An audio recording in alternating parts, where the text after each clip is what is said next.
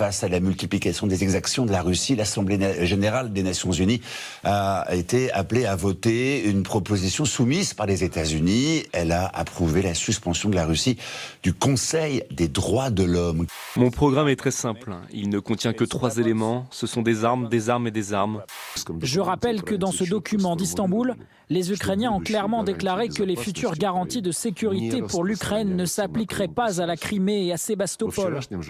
Dans le projet d'hier, cette déclaration claire est absente. Nous voyons cela comme une manifestation du fait que le régime de Kiev est contrôlé par Washington et ses alliés, qui poussent le président Zelensky à poursuivre les hostilités.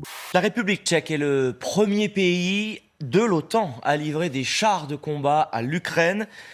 Il n'a aucun scrupule à écraser ceux qu'il considère comme une menace. Ce n'est pas nouveau. Je n'aurais pas prédit il y a 5 ans sa manière de jouer le tout pour le tout. La Russie, elle continue de nier les massacres de Boutcha. Hier, l'ambassade de Russie en France a relayé cette photo sur Twitter. On y voit une rue de Boutcha et des reporters de guerre en plein chaos prendre en photo un chat. Le tweet retiré depuis a provoqué la colère des autorités françaises. Jean-Yves Le Drian a réagi ce matin. La Russie, manifestement, utilise cette propagande. Donc je crois que Jean-Yves Le Drian a eu la bonne décision, le courage de convoquer l'ambassadeur de Russie. Le président de la République nous a demandé d'envoyer, avec le garde des Sceaux, des gendarmes et des magistrats en Ukraine qui vont pouvoir aider nos amis ukrainiens à constater les massacres qui ont eu lieu. En ce qui concerne l'Ukraine, arrêter purement et simplement de s'approvisionner en gaz russe. Il faut le faire maintenant. Il faut arrêter avec ces espèces de gens incompétents qui ne savent pas de quoi ils parlent. La réalité, c'est que jamais on a autant augmenté les achats de gaz, payés en monnaie forte, en euros, à la Russie. Est-ce que vous imaginez qu'un jour, M. Lavrov, M. Peskov, M. Poutine lui-même soit arrêté et amené dans une cellule à La Haye? Le principal coupable porte désormais un visage, celui de Azatbek Omurbekov, surnommé le boucher de Boutcha.